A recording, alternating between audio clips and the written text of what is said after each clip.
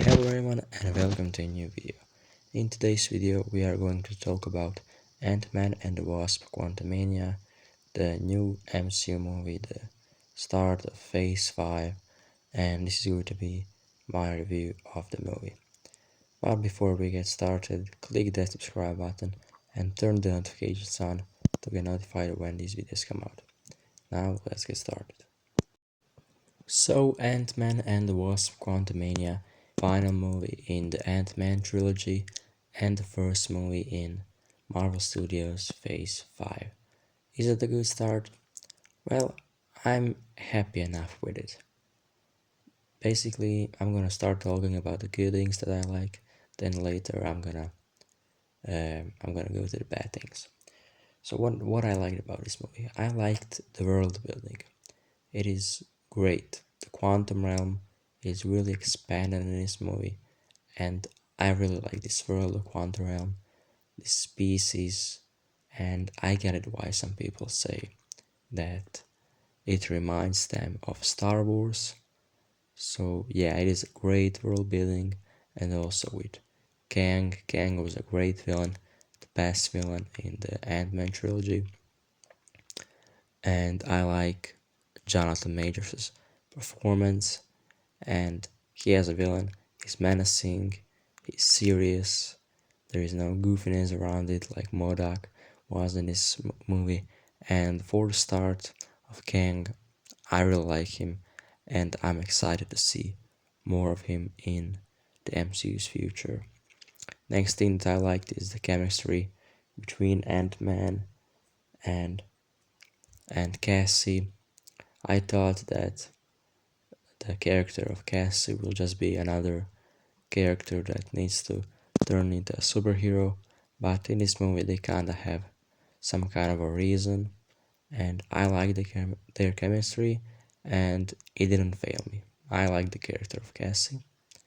The other things that I liked is the character of Ant-Man, of course, of Scott. I like that he's now a normal person, a normal man who is not always fighting. It shows that superheroes have normal lives. He also wrote a book, so the character of Ant-Man I really like. I find it a little bit weird that the Kang is like the villain of an Ant-Man movie. That's pretty weird, but it is smart because the previous two Ant-Man movies were not as big as the other MCU movies, and they were kind of their smaller stories, just their aside in the MCU. So this third movie is a big one, and that was a great marketing and a great decision by Marvel Studios. Also, what I liked in this movie is the humor.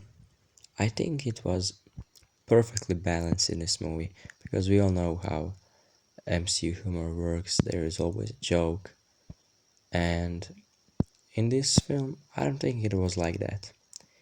Maybe a little bit with MODOK, but come on, did you really think that, a character with that look would not be hilarious? If they try to do something serious with a character like MODOK and him just looking like that, it wouldn't work. So they just, relied on the comedy. So I kind of see why they did that, because they knew that it would be just stupid if they made him very serious, angry villain. But in this movie, he's there just, a side by side gang, and he's there mostly for humor. I can understand that, but they, that was also one of the problems of the movie. I think that the character of MODOK was not maybe very handled well. You'll see that in the end of the film. I don't want to spoil anything, but it doesn't feel like the same character that we've seen in the the first Ant-Man film, and I kind of understand why they did it, but still. Also, what I want to say, what I don't like about this film, let's get on the bad stuff. Uh, I don't like how this movie starts. I think it starts too fast immediately. The pacing is kind of weird all over the place. So that's what I don't like. And also the biggest problem of this film, I think, is the writing, which just feels too comic booky to me and too naive. It doesn't feel natural at all. I think the dialogue in this film is not as good as it should be. And I find that a problem because I think the man that is writing this film is the same guy that is writing the Avengers films that are coming out. I'm not sure, but I think that's what I heard, and I don't know. I kind of find it quite a problem, but writing was not good. I think that was the biggest mistake, the biggest mistake in this film.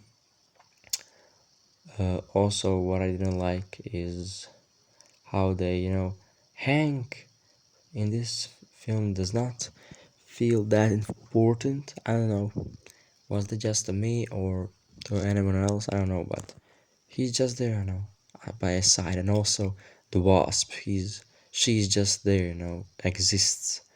So they mainly focused on the characters of Janet, Ant-Man, Kang, and Cassie. I see why they did that, but still, Wasp was, she was just there. Also, I find the plot of a movie a little bit weak. I don't know, it doesn't feel as strong to me. Also, I want to mention that CGI and the VFX was not sometimes very good. Sometimes it was excellent, sometimes it was not, but I think the movie did a pretty good job with special effects. I don't know, because the whole movie is just in a quantum realm. And I want to talk about the post-credit scenes. I gotta say, the first post-credit scene, I don't like. I don't like. It feels too weird to me. I don't know. Kind of feels. I don't know. It feels too weird. I don't want to spoil anything, but you'll see it. You'll maybe understand about what I'm saying. And the second post-credit scene, I think it was a good post-credit scene. So yeah, I think this movie is better than Ant-Man and the Wasp, but I still find the first Ant-Man film the best of the trilogy. But I had a great time watching this film. It entertained me, and yeah, I like this film not as much as the first Ant-Man film, but I'll give it a rating about 6.23, something like that. So yeah, that was my review of the movie. I hope you guys enjoyed this video, and I'll see you guys in